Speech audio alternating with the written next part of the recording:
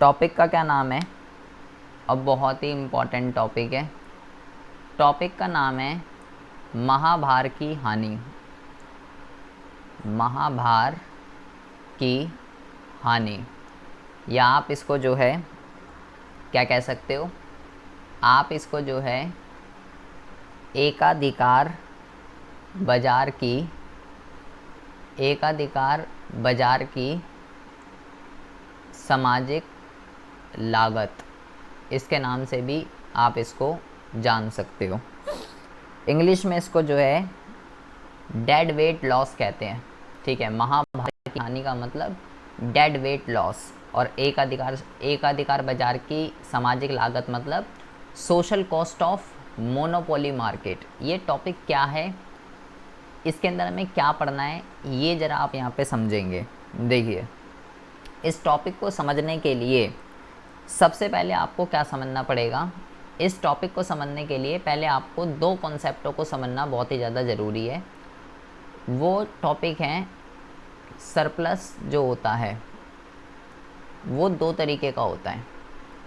पहला जो होता है आपका, इसको हम कहते हैं उपभोक्ता बचत, और दूसरा जो होता है इसको कहते हैं उत्पादक बचत। पहले तो आपको ये दोनों कॉन्सेप्टों को समझना बहुत ही ज़्यादा ज़रूरी है, तब जाके टॉपिक समझ में आएगा। इसको हम कहते हैं इंग्लिश में कंज्यूमर सरप्लस, और इसको हम कहते हैं प्रोड्यूसर सरप्लस। कंज्यूमर सरप्लस और प्रोड्यूसर सरप्लस ये क्या होता है? देखो, बहुत ही सिंपल सी और बहुत ही कॉमन सेंस की चीज़ है ये। जैसे कि मान लीजिए, पहले हम उपभोक्ता सरप्लस की बात करते हैं। मान लीजिए आप हो, ठीक है, आप हो, आपको क्या करना है, आपको जो है एक टॉप लेके आना है। ठीक है, कपड़े लेके आने हैं, एक टॉप लेके आना है, या कुछ भी लेके आना है। अभी हम फ़िलहाल टॉप ले लेते हैं। तो हमें तो नहीं पता ना कितने का आएगा। अभी जब हम कपड़े लेने जाते हैं तो हमें थोड़ी ना पता कितने के आएंगे। तो आपको एक टॉप लेके आना है। तो भाई आपने क्या सोचा, आप घर से कितने पैसे लेके निकले? आप घर से पैसे लेके निकले 300 रुपये। 300 रुपये लेके निकले। आप उस टॉप को ख़रीदने के लिए आपने सोचा 300 तक का तो आ ही जाएगा। यही तो करते हैं। अबे भाई, कोई सामान लेना होता है, कोई सामान अगर लेना होता है तो हमें पता थोड़ी ना होता है कितने का आता है। एक अंदाज़ा कि चल इतने रुपए तक का मिला तो ले लेंगे। यही तो करते हैं, और क्या करते हैं। मतलब आप उस टॉप को ख़रीदने के लिए 300 रुपये तक देने को तैयार हो। 300 रुपये तक देने को तैयार हो। अगर आ जाएगा आप तो ले लोगे। अच्छा जी, अब आप गए मार्केट में, और मार्केट में देखा, घूमे फिरे, टॉप मिल गया आपको। और जो टॉप मिला, एक टॉप जो आपको मिला, कितने का मिला? वो जो आपको टॉप मिला वो आपको मिल गया 250 रुपये का, 250 रुपये का। इतने रुपए का मिल गया।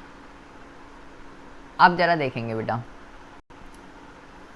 आप उस टॉप को ख़रीदने के लिए 300 रुपये तक देने के लिए तैयार थे, लेकिन आपको कितने में मिल गया? आपको मिल गया 250 रुपये। तो जो उपभोक्ता की जो बचत होती है ना, वो क्या होगी, ज़रा ध्यान से समझेंगे।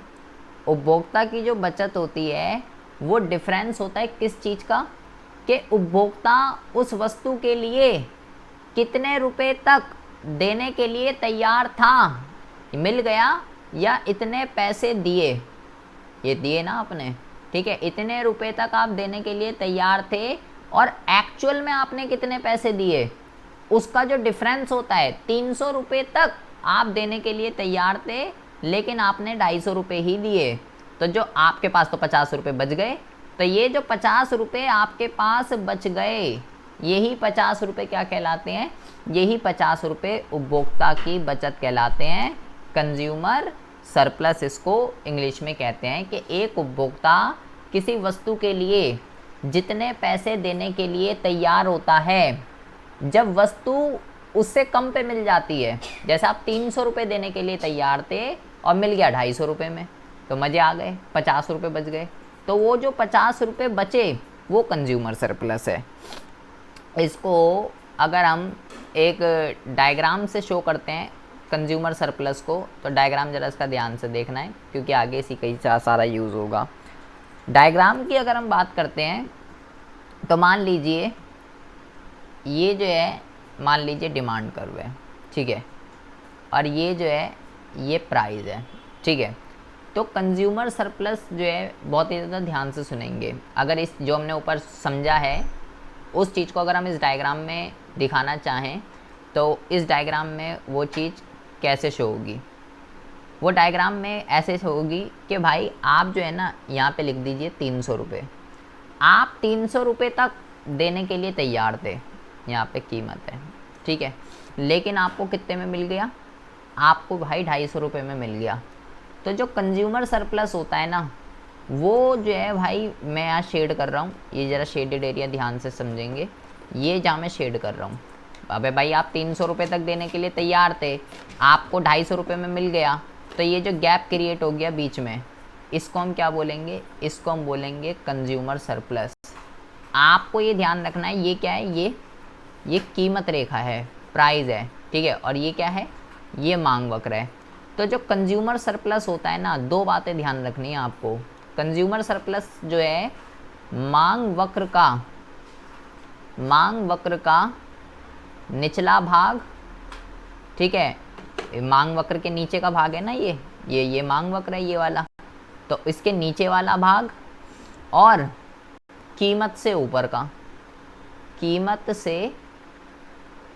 से ऊपरी भाग, कीमत से ऊपर का पोर्शन ये वाला, तो उस पोर्शन को हम क्या कहते हैं, उस पोर्शन को हम कंज्यूमर सरप्लस कहते हैं।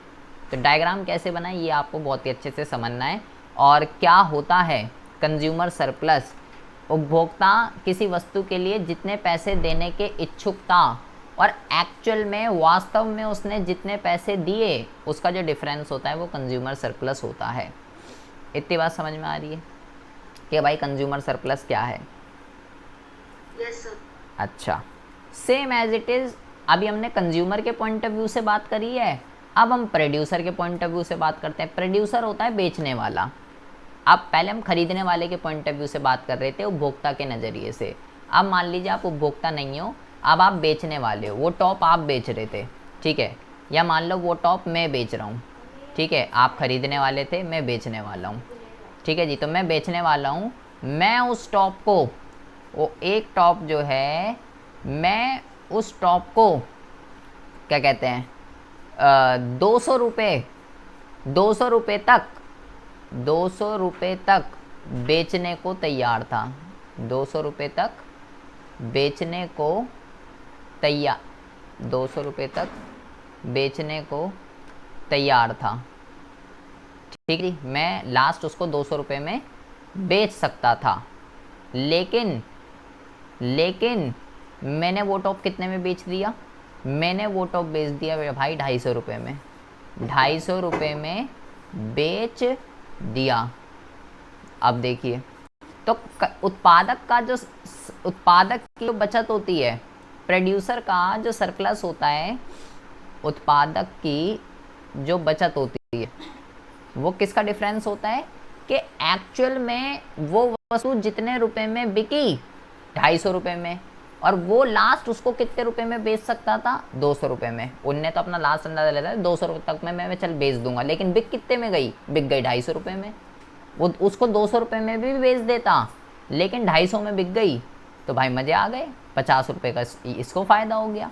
तो ये क्या कहलाएगा, ये कहलाएगा प्रोड्यूसर सरप्लस। प्रोड्यूसर के पॉइंट ऑफ व्यू से ये उसको फ़ायदा हो गया ना भाई, वो तो बिकने को तो वो 200 में भी जा सकती थी, लेकिन 250 में चली गई, उसको लास्ट इसका अंदाजा था कि भाई ये टॉप लास्ट जो है 200 में जाएगा, लेकिन चला गया 250 में, तो 50 रुपये का इसको यहाँ पे बेनिफिट हो गया। तो प्रोड्यूसर सरप्लस डिफरेंस होता है कि जो वस्तु है वो वास्तव में जितने रुपए की बिकी है वो वास्तव में 250 रुपये की बिकी है, और वो उस वस्तु को लास्ट कितने रुपए में बेचने के लिए तैयार था, ठीक है। मतलब वो जितना उससे उसकी बाज़ार कीमत जितना उससे एक्सपेक्ट कर रहा था उससे ज़्यादा पे जब वस्तु बिक गई तो वो प्रोड्यूसर सरप्लस है। अब अगर हम इसको डायग्राम से शो करें, अब अगर हम इसको डायग्राम से शो करते हैं तो प्रोड्यूसर सरप्लस जो है, मान लीजिए ये जो है भाई प्राइस लाइन है, ठीक है। अब हम क्योंकि प्रोड्यूसर की बात कर रहे हैं तो बेटा यहाँ पे आपको सप्लाई कर्व बनाना पड़ेगा, ठीक है। डिमांड कर्व तो ऐसे बनता है, सप्लाई कर्व अभी फ़िलहाल आप ऐसे बना दीजिए, ठीक है। ये हो गया सप्लाई कर्व। वैसे सप्लाई कर्व ऐसे बनता है, बट इस कॉन्सेप्ट को समझने के लिए मैंने इसको यहाँ वाई अक्ष से जोड़ दिया है। तो जो प्रोड्यूसर सरप्लस होता है वो जो है डिफरेंस होता है किसका, देखिए वो 250 रुपये में बेचने के लिए तैयार था, लेकिन सॉरी वो 200 में बेचने के लिए तैयार था और बिक कितने में गया, बिक गया 250 में। तो भाई ये जो डिफरेंस होता है, ये जो गैप क्रिएट हुआ ये वाला, इसको हम क्या बोलते हैं, इस पोर्शन को हम प्रोड्यूसर सरप्लस बोलते हैं। आपको ये ध्यान रखना है कि प्रोड्यूसर सरप्लस जो है ना वो कीमत से नीचे का भाग, ठीक है, और प्लस ये कीमत है, ये कीमत थी, ये वाली कीमत से नीचे का भाग, और ये पूर्ति वक्र है, ये वाला ये पूर्ति वक्र है। पूर्ति वक्र से ऊपर का पार्ट, कीमत से नीचे का भाग, और क्या कहते हैं पूर्ति वक्र से ऊपर का भाग, ये जो होता है ये होता है प्रोड्यूसर सरप्लस। तो पहले तो आपको ये दोनों मुद्दे बहुत ही अच्छे से क्लियर हो जाने चाहिए इस कॉन्सेप्ट को समझने के लिए। ये दो कंज्यूमर सरप्लस और प्रोड्यूसर सरप्लस क्या होता है ये बता दीजिए पहले तो, कि भाई ये समझ में आ रहा है या नहीं आ रहा। कंज्यूमर सरप्लस डिमांड के नीचे का और प्राइस के ऊपर का, प्रोड्यूसर सरप्लस प्राइस के नीचे का, सप्लाई से ऊपर का। हमने ये दोनों मुद्दे को समझ लिया। अब देखिए, अब आपको जो डायग्राम समझना है, सारा डायग्राम का खेल है इसके अंदर, तो डायग्राम को ज़रा ध्यान से समझेंगे। देखिए जी, मान लीजिए हमें बनाना है social cost of monopoly power का डायग्राम या डेडवेट लॉस का। ये मान लीजिए हमारा वाई अक्ष है और ये जो है ये हमारा एक्स अक्ष है। सबसे पहले आपको क्या करना है, सबसे पहले आपको हमें यहाँ पे दो बाज़ारों को शो करना है। एक है पूर्ण प्रतियोगिता और एक है भाई एकाधिकार वाला। तो सबसे पहले हमें पूर्ण प्रतियोगिता को दर्शाना पड़ेगा यहाँ पे, ठीक है। पूर्ण प्रतियोगिता के अंदर क्या होता है, बहुत ही ज़्यादा ध्यान से समझेंगे। पूर्ण प्रतियोगिता के अंदर जो प्राइस होता है ना वो क्या रहता है, पूर्ण प्रतियोगिता के अंदर जो प्राइस होता है वो जो है ना फिक्स रहता है। ऐसे बनता है इसमें प्राइस लाइन, ऐसे, ये इसमें P होता है, ठीक है, यही इसमें AR होता है और यही इसमें MR होता है और यही इसमें जो है यही इसमें डिमांड कर्व होता है। सब कुछ यही होता है पूर्ण प्रतियोगिता में, क्योंकि हमने पढ़ा है बेटा कि P और AR आपस में बराबर होते हैं, और मैंने बोला P और AR आपस में बराबर होते हैं, और जो मैंने बोला AR ही डिमांड कर्व होता है। और पूर्ण प्रतियोगिता में AR MR price demand curve सब आपस में क्या होते हैं, सब आपस में जो है बराबर होते हैं, ठीक है। तो ये किसका है, ये किसका है, हम यहाँ पे PP लिख रहे हैं, ठीक है। PP हम क्यों लिख रहे हैं, PP का मतलब है बेटा परफेक्ट कंपटीशन का प्राइस है ये, ठीक है। पूर्ण प्रतियोगिता को परफेक्ट कंपटीशन कहते हैं। तो ये जो प्राइस है ये परफेक्ट कंपटीशन का है, ठीक है जी। अच्छा, एक मिनट रुकिए ज़रा।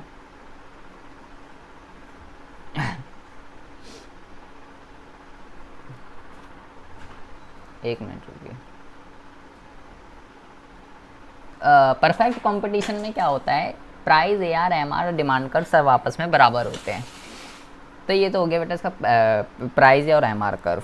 अब बनाते हैं मार्जिनल कॉस्ट। मार्जिनल कॉस्ट जो है वो तो जो है U आकृति का ही बनेगा, ठीक है।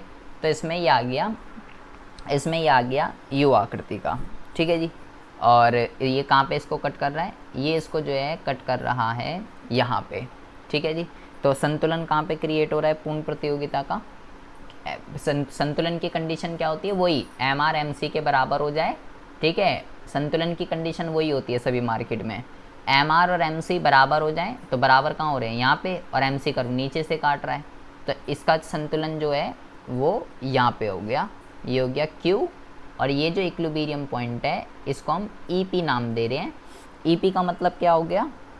EP का मतलब हो गया कि ये इक्विलिब्रियम पॉइंट है परफेक्ट कंपटीशन का। जहाँ पे भी मैं P लिखूँगा वो मतलब है वो परफेक्ट कंपटीशन का पॉइंट है, ठीक है। और इसको भी हम QP लिख रहे हैं कि ये परफेक्ट कंपटीशन की क्वांटिटी को शो कर रहा है, ठीक है। ये प्राइस है, ये इक्विलिब्रियम है, ये क्वांटिटी है परफेक्ट कंपटीशन का, ठीक है जी।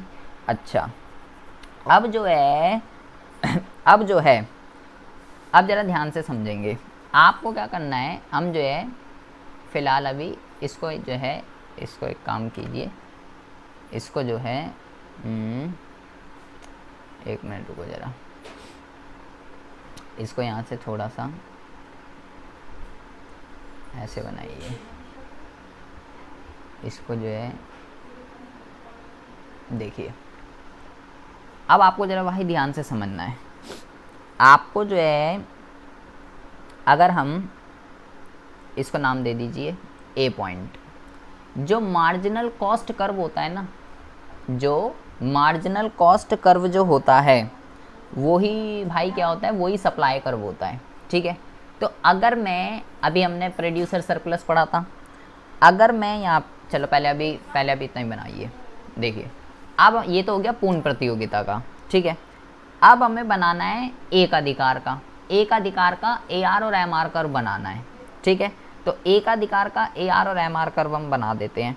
मान लीजिए पहले हम बनाते हैं इसका AR कर्व। तो इसका जो AR कर्व है,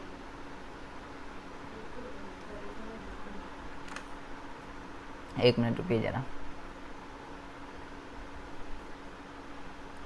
ये हो गया AR कर्व, ठीक है। और इस AR के आगे हम M लिख रहे हैं। M का मतलब हो गया मोनोपोली, कि भाई ये मोनोपोली का जो है AR कर्व है, ठीक है। अब बना देते हैं MR कर्व। MR कर्व जो है मान लीजिए, MR कर्व जो है मान लीजिए ये MR कर्व हो गया, ठीक है। इस पे भी M बना देते हैं, ये मोनोपोली का हो गया। और अब ज़रा देखेंगे, अब मोनोपोली, सिर्फ मोनोपोली का डायग्राम देखेंगे और किसी का नहीं, जो हम पीछे पढ़ के आए हैं। मोनोपोली का इक्विलिब्रियम कहाँ क्रिएट हो रहा है भाई? यहाँ पे, क्योंकि MR कर्व ये MC कर्व है। MR और MC कहाँ पे बराबर हो रहे हैं? MR और MC यहाँ पे बराबर हो रहे हैं। तो ये क्वांटिटी आ गई मोनोपोली की, ठीक है। और प्राइस कैसे निकालते थे हम? प्राइस हम निकालते थे यहीं से, आपको क्या करना है, यहीं से जो है ये ऊपर आ जाएगा, और ये जो है ये आ जाएगा यहाँ पे। अब यहाँ पे इसको नाम देंगे, ये प्राइस जो आए हैं इसको PM नाम देंगे, कि भाई ये जो प्राइस हैं ये मोनोपोली के हैं, ठीक है। और इस बिंदु को मान लो B नाम दे देते हैं, ठीक है जी। अच्छा, पहले तो ये बता दीजिए इतना डायग्राम आपको समझ में आ रहा है? अभी हमने जो है, और ये जो इक्विलिब्रियम पॉइंट है इसको EM नाम देंगे, EM, कि ये जो इक्विलिब्रियम पॉइंट है ये मोनोपोली मार्केट का है। ये EP क्या था? ये जो इक्विलिब्रियम पॉइंट है ये बेटा परफेक्ट कंपटीशन का है। पहले तो इतना डायग्राम बता दीजिए। हमने इस डायग्राम के अंदर पूर्ण प्रतियोगिता और क्या कहते हैं, पूर्ण प्रतियोगिता और एकाधिकार, इन दोनों के संतुलन को बनाया है अभी हमने। AR और MR जैसे बना रहे थे अभी तक एकाधिकार में, वो बनाया है, और ये MC कर्व बनाया है, ठीक है। अब आती है मुद्दे शुरू की बात। अब देखिए, अब मुद्दा शुरू होगा। सबसे पहले हम बात करते हैं पूर्ण प्रतियोगिता की। पूर्ण प्रतियोगिता, देखिए भाई ज़रा यहाँ पे आपको आंखें खोल के ज़रा दिमाग वगैरह दौड़ा के देखना पड़ेगा। सबसे पहले अगर हम पूर्ण प्रतियोगिता के अंदर उपभोक्ता का संतुलन अगर हम देखना चाहें, उपभोक्ता का संतुलन अगर हम देखना चाहें कि कहाँ पे बन रहा है, तो उपभोक्ता का संतुलन मैंने आपको क्या सिखाया? प्राइस के ऊपर का और डिमांड कर्व के नीचे का। तो प्राइस कहाँ है बेटा पूर्ण प्रतियोगिता का? ये PP मैंने लिख रखा था कि भाई ये पूर्ण प्रतियोगिता का प्राइस है, ठीक है। और जो डिमांड कर्व है वो डिमांड कर्व का है, जो AR कर्व होता है वही डिमांड कर्व होता है। फिलहाल ये जो है कर्व है, इसके ऊपर का पोर्शन मतलब अब पूर्ण प्रतियोगिता का तो डिमांड कर्व ये है ना, ये वाला, ये पूर्ण प्रतियोगिता का है। तो पूर्ण प्रतियोगिता का प्राइस भी यही है, डिमांड कर्व भी यही है, तो इसके ऊपर का, ठीक है। और मान लो ये डिमांड कर्व है एकाधिकार का, तो इससे नीचे का। तो यहाँ से लेके इसको भी चाहो तो आप नाम दे दीजिए, इसको मान लो D नाम दे दीजिए। तो अगर मैं पूर्ण प्रतियोगिता में कंज्यूमर सरप्लस देखना चाहूँ तो क्या मैं ये लिख सकता हूँ एरिया, AR का मतलब है एरिया, क्षेत्र। मैं ये लिख सकता हूँ, जरा ध्यान से देखिए, DPP ये लिख सकता हूँ मैं। क्या करा मैंने बोला पूर्ण प्रतियोगिता के अंदर जो उपभोक्ता का बचत है वो ये और ये, इसके बीच में जो एरिया आ रहा है ये वाला पूरा, ये वाला वो है बेटा। आप चाहो तो मैं आपको समझाने के लिए इसमें यहाँ पे कलर भी कर देता हूँ, ठीक है। जहाँ पे मैं कलर कर रहा हूँ वो जो है ये पूरा का पूरा, ये वाला, ये पूरा का पूरा जो जहाँ हम कलर कर रहे हैं ये वाला, ये क्या हो जाएगा, ये जो हो जाएगा ये हो जाएगा आपका पूर्ण प्रतियोगिता का, ठीक है जी। अच्छा जी, ये पूर्ण प्रतियोगिता का क्या हो गया, ये पूर्ण प्रतियोगिता का उपभोक्ता का बचत हो गया।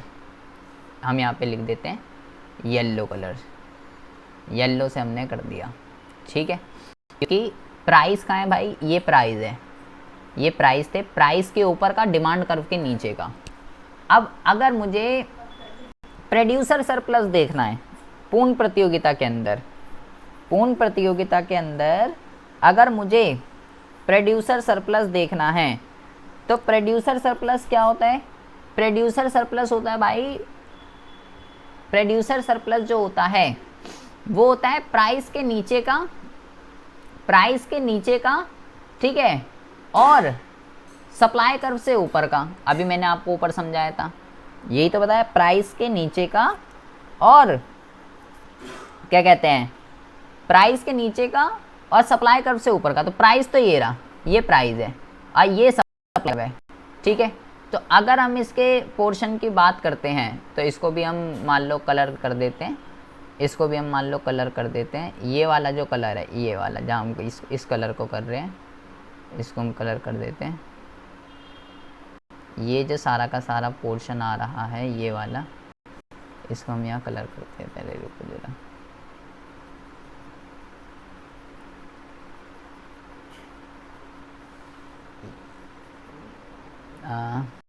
इसको कलर कर दीजिए, इस पूरे को।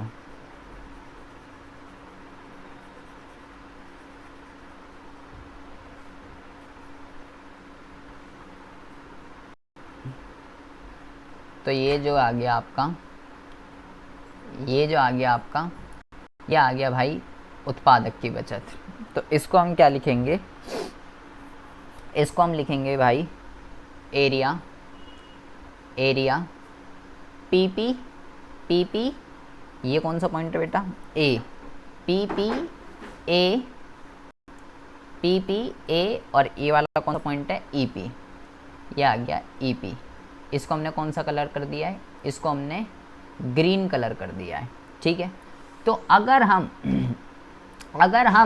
बहुत ज़्यादा ध्यान से सुनेंगे, प्राइस के नीचे का पार्ट था बेटा, ये प्राइस के नीचे का, मैंने बोला मार्जिनल कॉस्ट ही सप्लाई कर होता है, इसके ऊपर का, इसलिए ये होता कि उत्पादक का वो हो गई क्या कहते हैं बचत, और उसका क्या होता है प्राइस के ऊपर का डिमांड कर्व के नीचे का, इसलिए ये उपभोक्ता की हो गई, या DI डिमांड कर्व है, इसके ऊपर सारा पोर्शन उत्पादक उपभोक्ता की बचत है। क्योंकि पूर्ण प्रतियोगिता का तो डिमांड कर्व यही है, पूर्ण प्रतियोगिता का डिमांड कर्व यही है, यही प्राइस है, यही डिमांड कर्व है, तो इससे ऊपर का पोर्शन सारा।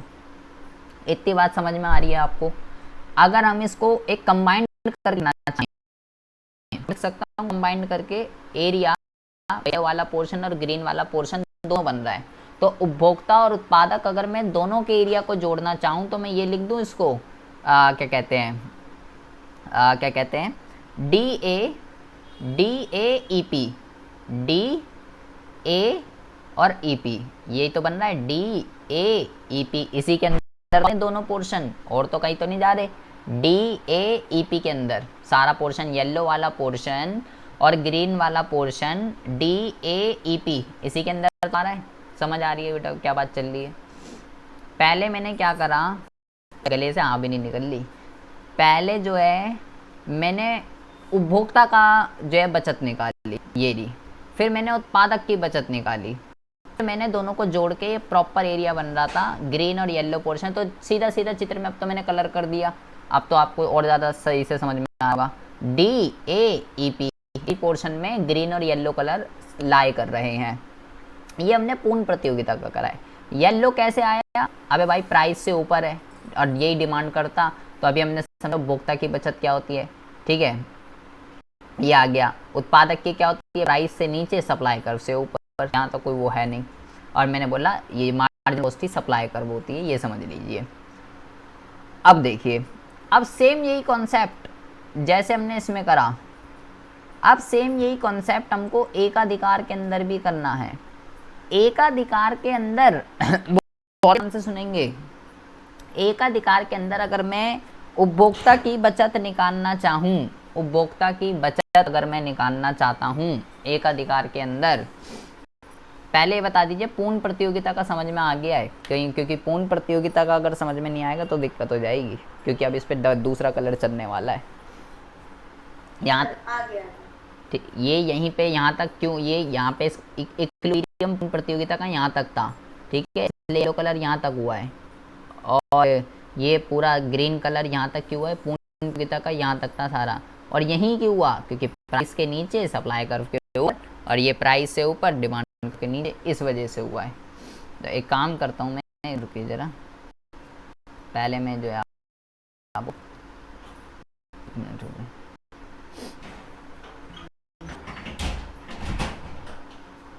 एक मिनट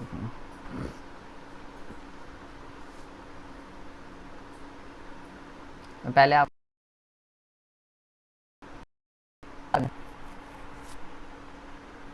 देखिए कहाँ आ रहा है, कौन सा पोर्शन आ रहा है।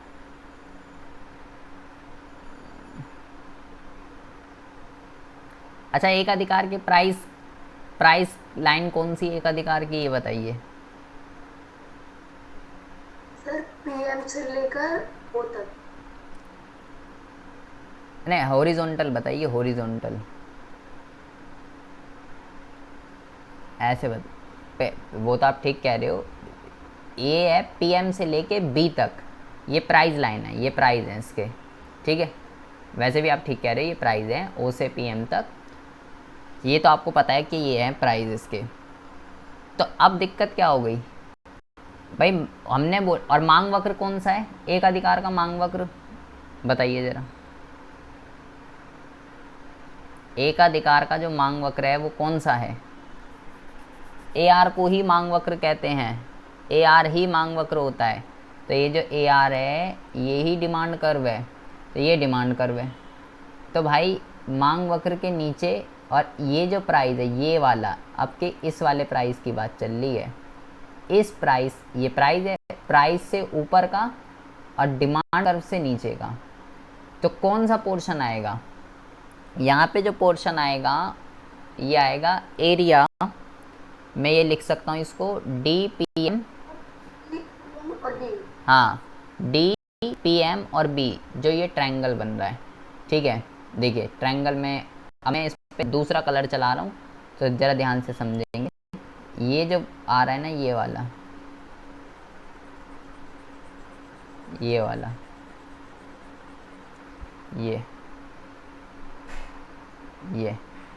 ये आ रहा है एकाधिकार के अंदर, एकाधिकार के अंदर उपभोक्ता की बचत, ठीक है। अच्छा जी, अब हमें जो है सेम ऐसे ही उत्पादक की बचत भी निकालनी है। उत्पादक की बचत क्या आती है? प्राइस से नीचे और सप्लाई कर्व के ऊपर। प्राइस कहाँ है? प्राइस तो बेटा यही है, ये वाली लाइन जो है ये प्राइस की है, तो प्राइस से नीचे और सप्लाई कर्व से ऊपर, ये सप्लाई कर्व है, ये वाला एमसी। तो प्राइस से नीचे और सप्लाई कर्व से ऊपर, और इक्विलिब्रियम इसका यहाँ पे आ रहा था, ठीक है। तो आप खुद बताइए क्या आएगा एकाधिकार के अंदर? क्या मैं ये लिख सकता हूँ? जरा देखो, PM, ठीक है, PM A EM B, ये लिख दूँ, PM A EM और B, ये वाला ये लिख सकता हूँ मैं, क्योंकि प्राइस से नीचे का, ये प्राइस से नीचे का और ये सप्लाई कर इससे ऊपर का, यही तो आ रहा है ना। अगर मैं इसको शेड कर दूं तो क्या बनेगा भाई? ये वाला पोर्शन आ रहा है उत्पादक का संतुलन, ये वाला, इसको हम यहाँ पे शेड कर रहे हैं।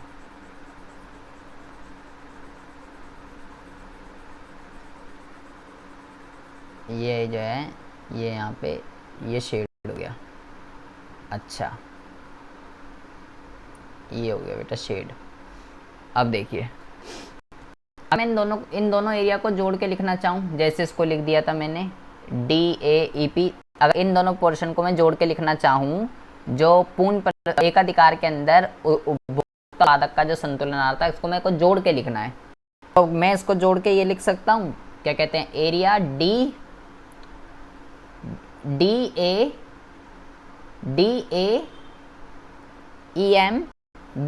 ये लिख सकता हूँ मैं। देखो जरा, DAEM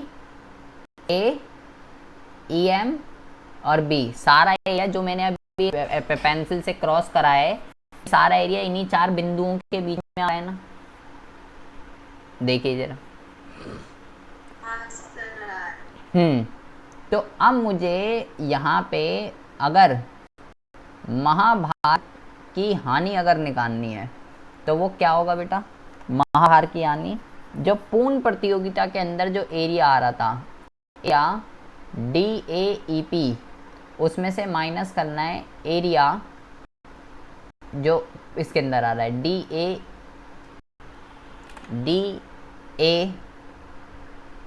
DAEM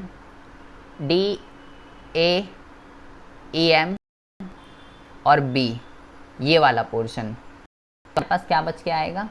हमारे पास जो बच के आएगा ये वाला पोर्शन, ये जो बन रहा है ना, ये जो ट्रायंगल बन रहा है जहाँ पे ग्रीन और येलो कलर होएगा, वहाँ पे पेंसिल का शेड हुआ, ये वाला पोर्शन बच गया एक अधिकार के अंदर, ये वाला जो ट्रायंगल। तो इसको हम क्या बोलेंगे? इसको हम बोलेंगे एरिया BEMEP। ये वाला जो पोर्शन बच गया, ये वाला उपभोक्ता का बचत था जो पूर्ण के अंदर आ रहा था लेकिन एकाधिकार में नहीं आया। ग्रीन वाला पोर्शन पूर्ण प्रतियोगिता के उत्पादक में आ रहा लेकिन एकाधिकार में नहीं आया। तो ये जो एरिया है, ये वाला जो एरिया, ये वाला, इसी को महाभार कहते हैं। ये जो दोनों हैं, यही महाभार की हानि है। आप ये देखिए बेटा, अगर हम पूर्ण प्रतियोगिता की बात करते हैं, पूर्ण प्रतियोगिता की, तो पूर्ण प्रतियोगिता के अंदर कीमत कितनी है? पूर्ण प्रतियोगिता की कीमत कितनी है? कीमत है OP, ठीक है, कीमत है OP। क्वांटिटी कितनी प्रोड्यूस कर रहा था? वो क्वांटिटी प्रोड्यूस कर रहा था OQ, ठीक है, OPP भी लिख सकते हो, ये भी लिख सकते हो। लेकिन अगर मैं एकाधिकार की बात करूं, एकाधिकार के अंदर कीमत कितनी है? प्राइस देखिए, एकाधिकार के अंदर जो प्राइस है वो बेटा पूर्ण प्रतियोगिता से ज़्यादा है, ये है OPM, और जो मात्रा है वो कम है। पूर्ण प्रतियोगिता वाला इतनी प्रोड्यूस कर रहा था, ये इतनी प्रोड्यूस कर रहा है, इतनी मात्रा कम प्रोड्यूस कर रहा है। यहाँ जो मात्रा है वो है OQM। तो जो पूर्ण प्रतियोगिता वाला है उसके प्राइस कम होते हैं, मात्रा ज़्यादा होती है, तो उपभोक्ता के लिए फ़ायदा, वो ज़्यादा प्रोड्यूस कर रहा है उपभोक्ता के लिए। लेकिन जो एकाधिकार वाला है वो क्या कर रहा है? एकाधिकार वाला प्राइस ज़्यादा चार्ज कर रहा है और क्वांटिटी कम प्रोड्यूस कर रहा है, इससे उपभोक्ता को हानि होती है। तो इसी चीज़ को हम क्या कहते हैं?